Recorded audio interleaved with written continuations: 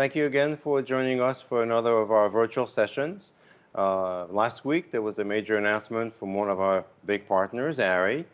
They launched a new series of Zooms to complement the Signature Primes, who are very popular in the digital cinema market. And they've released 4 Zooms, and I think aside from the large range of focal length, I think it is really incredible that there's a complement to the 16 primes, 4 Zooms, 16 to 300 millimeter, and then a 1.7 extender if that is not enough in terms of long focal range. Today, we're not going to talk about the technical specifications of the lenses. They're available on our site, on ARRI's site for everyone to see, but we're going to talk about the art and craft of cinematography with using the primes and the zooms. And today, we're very grateful to have 2 very talented cinematographers, Logan Schneider and Jimmy Matlosz, who actually have worked with the primes and the zooms extensively. And I think that'll be an interesting sort of conversation to see how they feel the series complement each other. So, Logan, the history, between you and the Signature series is long. I think you've shot a film for the launch of the Primes, which is called Papa, which is absolutely gorgeous. But then you came back again and you worked on another video, for the Zoom. So tell us a little bit about, the relationship with the lenses. I think you're a proud owner of a series of primes, and what sort of enticed you to making another video for the Zooms, and how you sort of made that chemistry work for you. So, thanks for having us, first of all. It's a pleasure to come and talk about this and meet you. I kind of had the perfect introduction to Signature Primes and the LF system with Papa because it wasn't designed as a test. It was a short film that was already happening. So the director, Doug Petrie, was a friend of a friend and had written this short to kind of as an exhibition of his to kind of get into directing more. And so it's really well thought out as a narrative, really interesting kind of approach he wanted to take.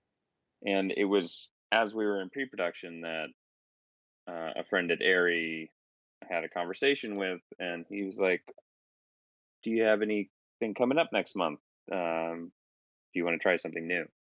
So it kind of the timing was perfect, and so we were able to bring this new camera system and new lenses into something that was already developed. And I really don't generally like lens tests. I don't like camera tests unless there's something I've designed specifically to figure out um, a component of an upcoming project.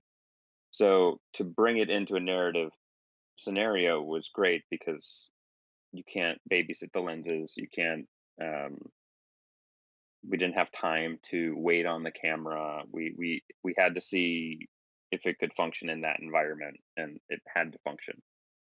And so I tested the lenses before that and was able to really drop them into my normal filmmaking um, pattern and system, so that it was still about the story. It was always about what are the shots, how is the camera moving, how is the light falling, and not about what is this camera system and what's the tech side of it. Because once I get on set, I don't want to think about that. I just want to focus on story. So that's how Papa came about, and it was a really exceptional experience. And I was very impressed by the way the lenses and the camera work together. Um, and as a result, yes, I my company um, bought a set of the lenses because they're exceptional. I was um, they really feel like you're looking through a window. So, and that's one of the things when the zooms came out, like nothing matches those primes. So I was really excited to test zooms to see where they fell. I think we've talked a little bit about Papa. I think it'll be interesting for the audience to see it if they haven't. It's absolutely gorgeous. And then I'll ask you a few questions about the Hmm. storytelling, the creative output on how maybe you had to change a few things, or if you had to adapt for the good of the story, to work with the Hmm. signature prime. So if we can play the video, I think it's absolutely beautiful, and everyone will enjoy it.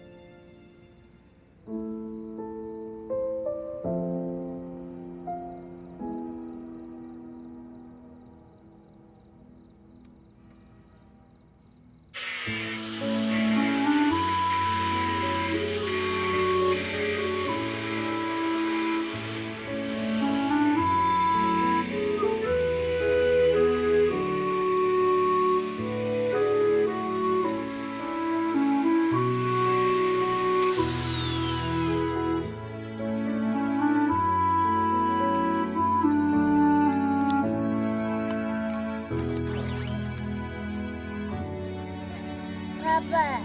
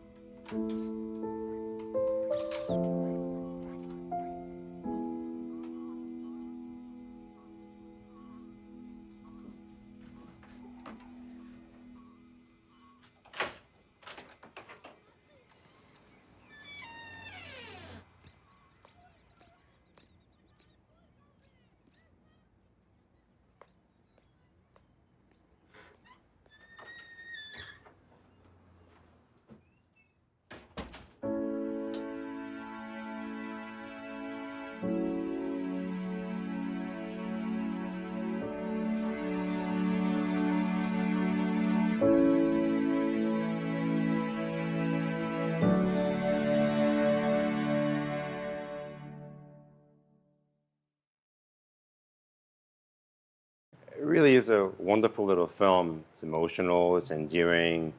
Um, kind of love the way you drew us to the two characters.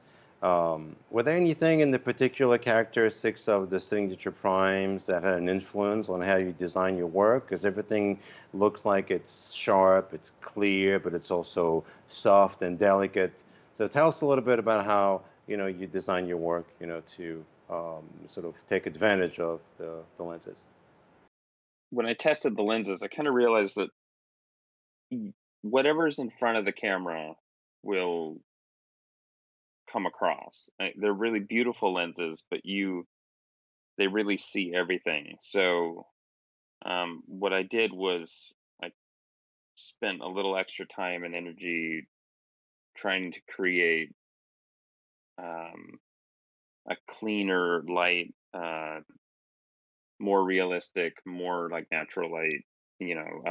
Instead of sending a tungsten lamp through a window for sunlight, I would bounce it off a mirror, make it um, more parallel, more harder, kind of more realistic. And so I found what I was doing was trying to get closer to natural light in the way I was lighting, because it really captured all the subtleties.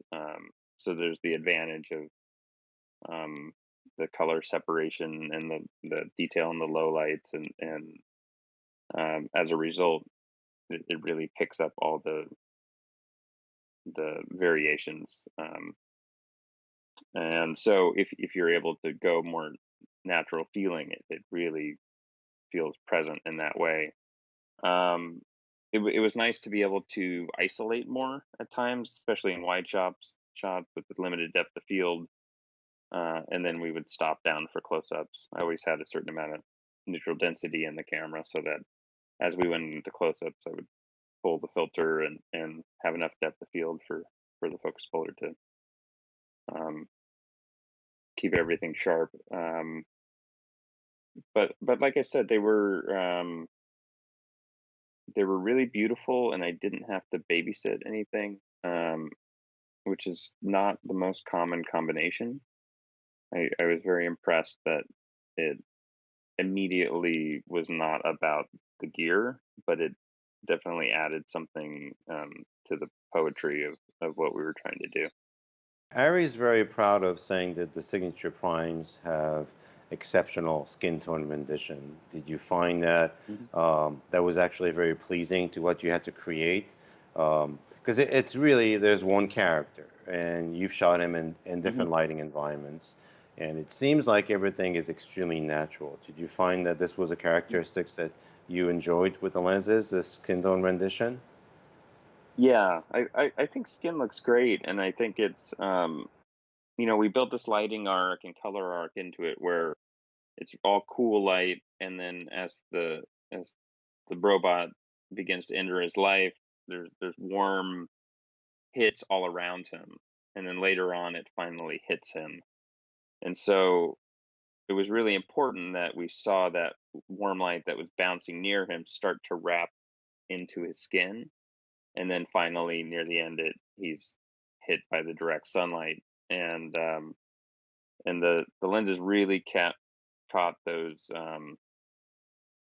subtle variations, and in a very pleasing way. And they don't snap into focus in the way that other lenses designed in the film era um, have a really sharp snap. So the roll off is mellower, and the contrast is a little mellower, and it really uses the resolution to have sharpness, which is a pleasing offset for the increased resolution of the large format system. Was that a sort of a clear reason why working with the Zooms a couple of years later was an easy decision for you? Um, well, in terms of zooms, it's kind of been a big problem for me with not just signatures, but with every modern lens in a digital environment, because there hasn't been a matching zoom set for uh, really since film, because the film you could blend a zoom with the primes, and the film would do some of the work. And so if I'm shooting a TV show, I'm really in a pickle of I want to use the nicest, cleanest lenses if that's what the project calls for, but then I'm stuck either going with a super sharp zoom that doesn't have great skin tones or isn't really kind in terms of its contrast, uh, or I'm going with a prettier zoom that like is not nearly as sharp and doesn't have the same characteristics as the primes. So I was really excited to try out a set of zooms that were designed to be a full match, not kind of close, not in the same ballpark, but like a match. So I don't have to feel like I'm making a serious compromise every time I put on a zoom lens. So let's bring Jimmy into the conversation about zooms and primes, but also about the ability to sort of jump on an early sort of adopter of a new set of optics. So Jimmy, how did you get associated with that shorts film that we'll see a minute and a half of courtesy of your production company? We're able to wrangle some images. They're not color graded, so we have to, make sure that people understand that. But I think it's still, it's a good window into how you've been able to create some of the imagery on your film. So tell us a little bit how you got approached and your interest in working on the project and the decision making, creative storytelling, and everything else about having a chance to work with.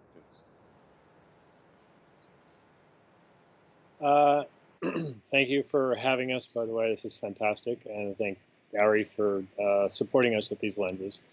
I met Jonathan, the director, on a feature or a Netflix film I was working on last year. Terry Stacy was the DP. I was second unit DP and C camera operator. Jonathan was a PA. I struck up a conversation with him, and I said, what do you want to do with your career? And he said, I want to direct. I said, well, you got to direct. You got to make a film. And I said, if you ever need a DP, call me. And he's like, seriously? I said, yes, call me. I said, either I'll do it or I'll find somebody that can support you that's actually qualified. So Jonathan called me around July, said he had this script. It's a pirate film that he wanted to make. And we talked about shooting anamorphic. I had an Alexa Mini accessible to me, so I reached out to Stefan at ARRI and inquired about anamorphics. And then Stefan came back and said, would you be interested in working with these new signature zooms that we have coming out and shooting in large format? So the answer was yes, we would. So our approach was, it's a pirate film, but it's very much like the old Westerns, the Sergio Leone's. Wide format, utilizing as much of the frame as possible, 2.35. And these lenses and the large format obviously made everything work wonderful for us, including having a full set of signature primes to go along with it. And the results, as Logan had said, it's nice to be able to go back and forth between a prime and a zoom and not have to think that later on you're going to have to deal with some kind of nuances in post-production that are going to have to, somehow you're going to have to make the two work together. This was seamless. So we have a little sequence from the film. I think we'll look at it, and then I'll probably ask you a couple of questions about your choices on whether primes or zooms, are adequate for certain situations, and what you thought about their use on your film.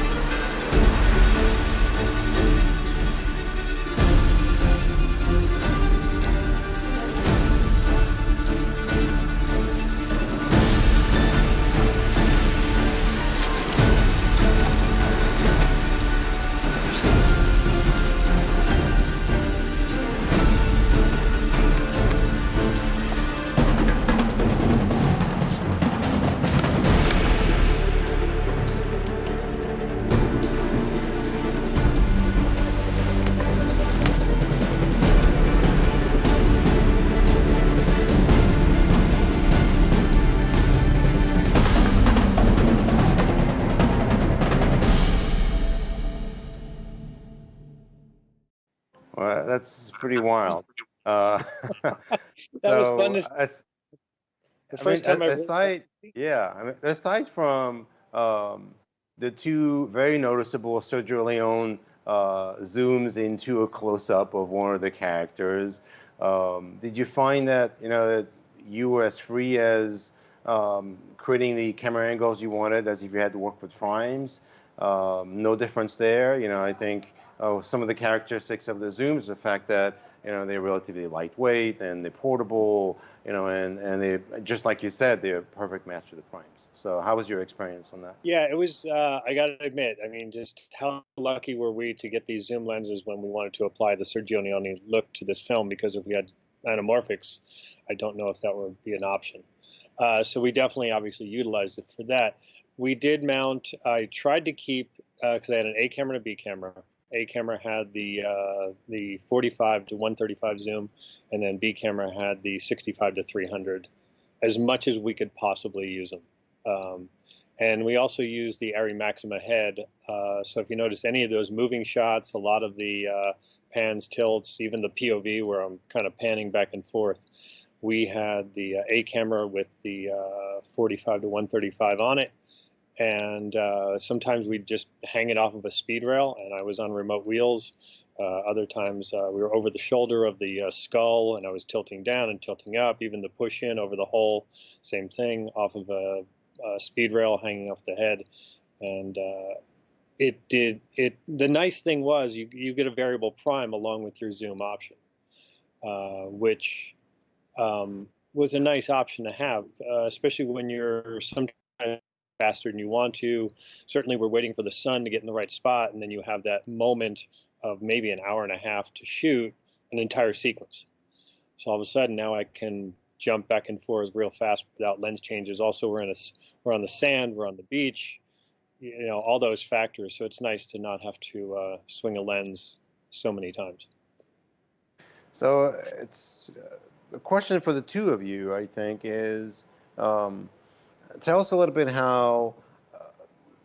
what drives the process. Is it which lenses you use or the actual storytelling? And if using zooms, in this case, the signature zooms, had made you change your approach to your creative process or to your design decision or to your style or the framing, composition, anything that sort of relates to the use of optics, does that change, or do you find that these zooms are perfectly adequate to running your craft just the way you want? I mean, I couldn't tell you which of those shots were primes, and the amount of detail in the shadows with that much backlight is pretty amazing. And I love the Sergio Leone zooms. That's awesome. Indeed, indeed. I mean, again, it always is from the script and the story and the project. I generally start with primes unless there's a reason for a zoom, and reasons can be speed, reasons can be wanting an actual zoom in the shot. You can be on a crane or an arm car. You can be in a corner as a B camera. And so those are the kind of things that necessitate a zoom or make it the right choice. I feel cornered at times when I have a set of lenses that doesn't have a zoom. And so, and often what I'll do is I'll kind of mark it to match the primes. I like the discipline of primes. I like the specificity. And so if you can mark on the zoom and have, if you're shooting with a 40 mil and a 25 mil, you can mark those and, have matching lens sizes. And so just the flexibility is key. And the project dictates what those are.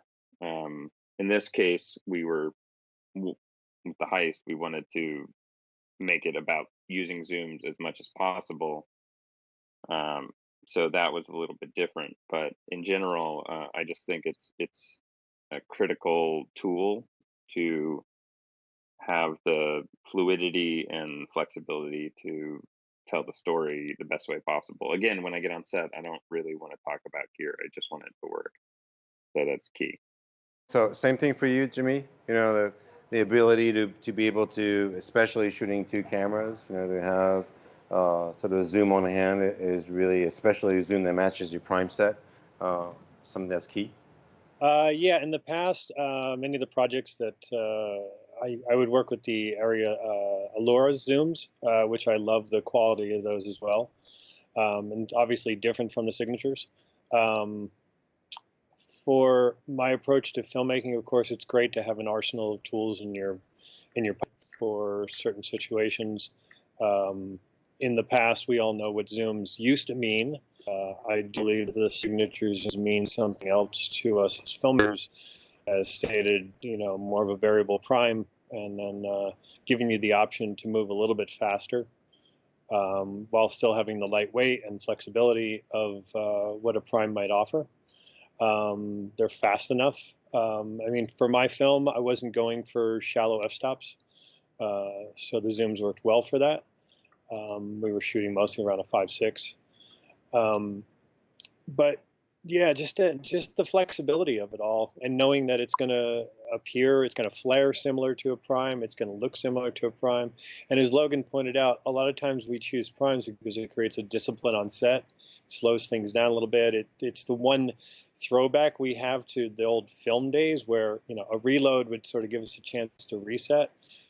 Maybe changing a lens gives you the option of a reset, but at the same time, if you're working in a situation where, like we were, where we had an hour and a half to get an entire sequence because the lighting had to be just right, that zoom now makes it a lot more possible to give you those options. And I think having a zoom on a B camera is always a good idea, even if your A camera has a prime. So, Logan, you mentioned the Heist. I think we should talk about it a little bit because that's definitely the showcase for the zooms, which have an impression that we'd like to call them variable primes. So we can call them variable primes if we want. We have that freedom. But Logan, tell us a little bit about some of the choices you made. The location, I'm assuming, is also something that relates to production requirements. In the COVID era, it probably has some decision making into doing this. But the approach of the storytelling, and I think when we watch the film, we'll see that there are quite a few different setups, and the zooms really respond really well to something that's more of an action-driven film. So tell us a little bit about the approach on the storytelling and the use of the zooms on the Heist.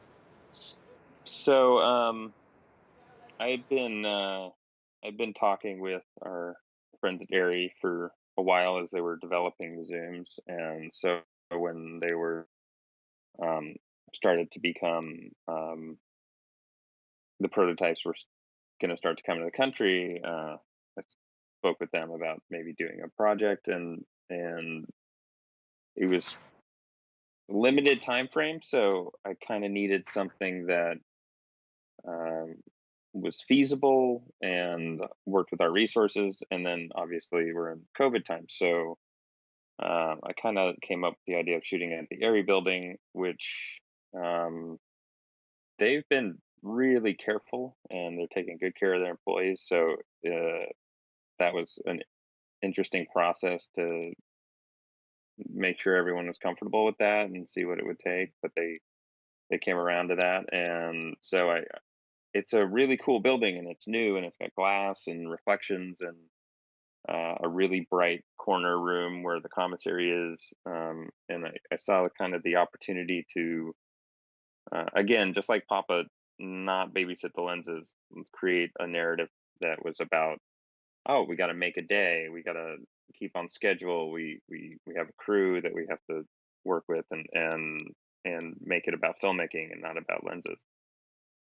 So I wrote this little 2-page script, and then a friend who had danced with my wife for 10 years all over the world had came and played the thief, and they danced on ropes. So he was able to do this rope work, and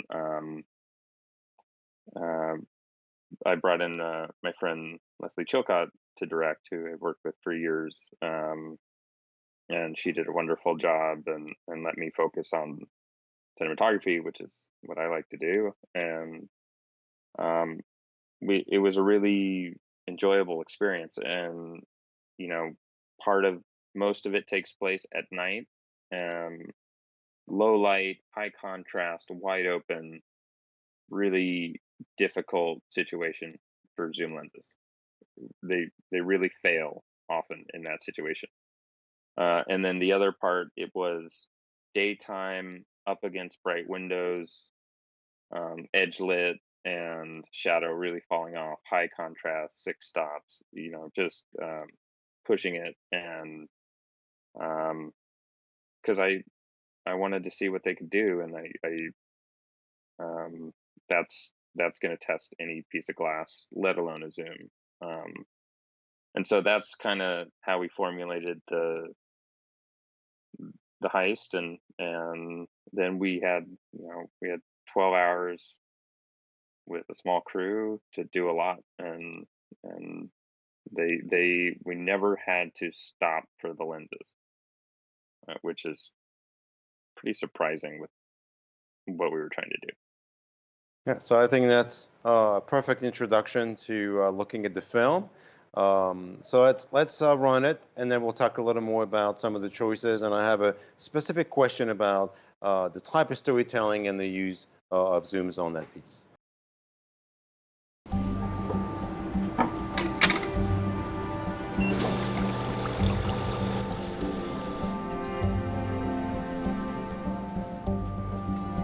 Yeah, I mean, it's the best of its kind. Totally revolutionary, the latest in engineering. That sounds amazing. I can't wait to check it out. Unfortunately, that probably won't happen. They're sending it to the Munich office tomorrow morning.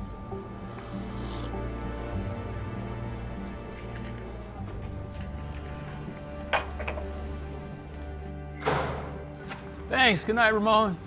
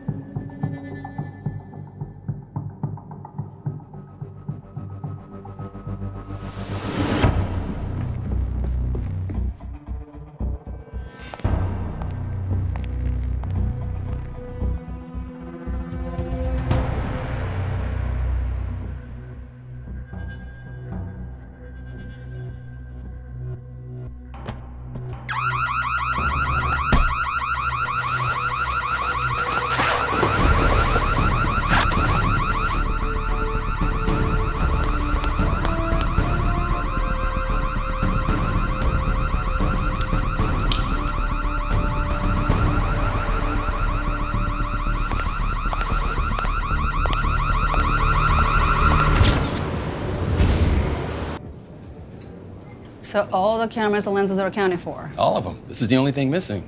It's a shame. It was incredible. Shipping it to Munich this morning.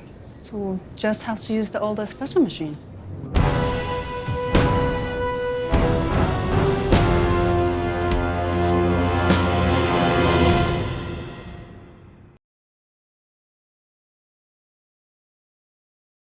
So the moral of the story is, what's a good camera without good coffee, right? So I have I two think small kids, and I work Yeah. on set, so coffee is a big part of my world. So a couple of things, that sort of striking about little film. Number one is the number of setups. I mean, it's pretty impressive. I think also the use of certain rigs. I think you had a Trinity and an SRH3 remote head. And that's sort of traditionally thought of as a difficult setup to put a zoom, on such setup. So talk to us a little bit about that. And also, we've watched two films, Papa and The Heist, and it seems like conventional wisdom would say, oh, Papa was probably more suited for using a zooms because it's slow paced and everything else, and The Heist is like, okay, you shoot that with primes because it's action driven, and actually it was the opposite.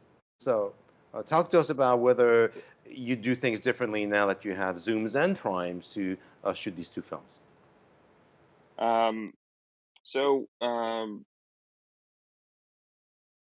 I'll start with we had 12 hours and we had a lot of shots to do.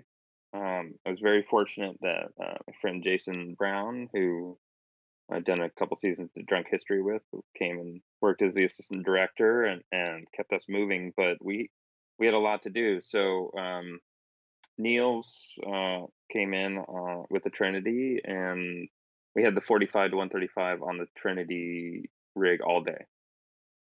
The only time it came off was to go on the SRH3. Our friends at TCC brought out a 45-foot movie bird for the big building reveal. And it was pretty phenomenal that we were able to, they used the same sliding plates. So we were able to pull mini LF with 45 to 135 off of the Trinity and put it onto the SRH3 on the crane in the area of 5 minutes. No rebuild, no plates coming on and off, just slide off, slide on, which I had not seen before, and I found to be quite impressive. So we were able to stay on the Trinity as our main camera all day, except for that one shot, and we were able to do the first shot of the thief in the commissary listening in. We were able to start close, come over the table, do pretty complex moves quickly, and then we could be more ambitious, which was our goal, because Leslie and I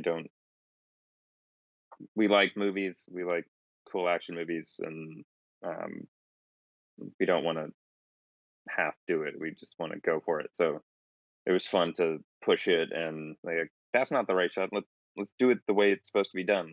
Let's add to this.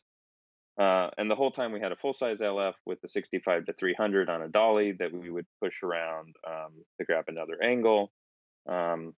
We didn't have additional focus puller, so Ian Barbella would switch channels between cameras shot by shot. So we only had one camera going at a time, but we could push right into it. All those close-ups with Mo and Jumi, who are the two employees that are talking over coffee. They're actually a married couple, and so they could be close without anyone getting nervous, and because they were bubbled together. But we could have very different skin tones and move the camera right in, do maybe the tiniest tweak, and then just roll. And so the lenses could handle the contrast, they could handle the color subtleties, the bright windows right next to dark skin. So we could just keep shooting and keep in the story, focused on the story, focused on the edit, and in that bright, dark scenario. And then we went dark, and it was dark in there, like hard to see dark.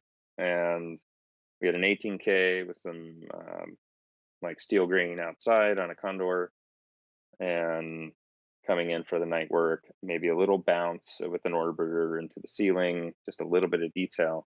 But we weren't taking care of the lenses carefully, and we weren't trying to babysit the sensor. It really looked like that and captured that, and we were wide open at the end of the lens sometimes, and having that sort of performance.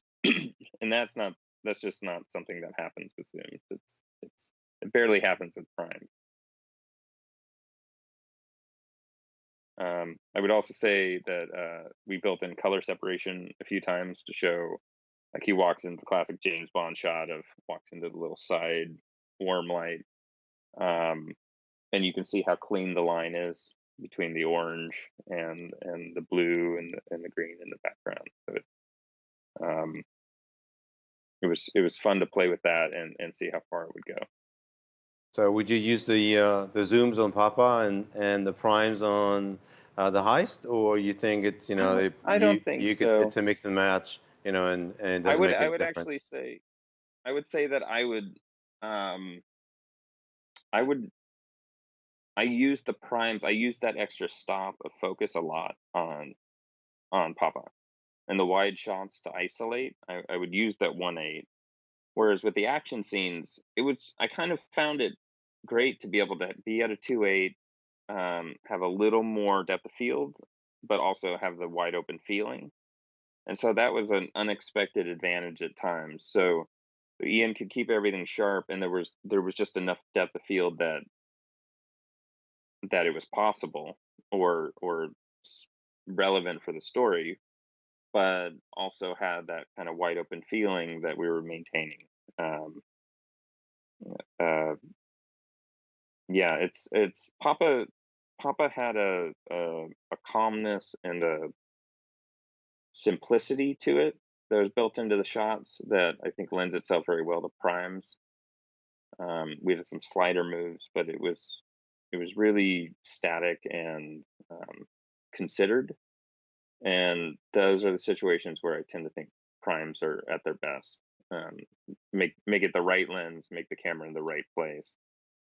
With action and you want the energy, then zooms come in, multiple cameras, actually zooming in shot. Those are where I kind of lean to zooms, and so that was built into the script with the Heist. So, question for the two of you. In the future, now having 16 primes and 4 zooms in the signature series, would you consider them regardless of whether you're using an Alexa camera, or do you think that combination is a winning combination, in all situations? And also another thing that's really important is whether you'd use full frame lenses with a project where your camera is going to be a Super 35 camera. My aesthetic tends to be very organic. And I like the organic feel of these lenses, everything I've seen with them, everything I've experienced. And I think for most of us, any opportunity we have to work with a new tool in our arsenal to express ourselves creatively is nice. And I think Logan and I are extremely lucky to be able to demo these before anyone got to see them or have their hands on them. So we now know what they can bring to the table to express ourselves and help our directors express themselves. So I would use it on either an LF or a standard large 35 Alexa.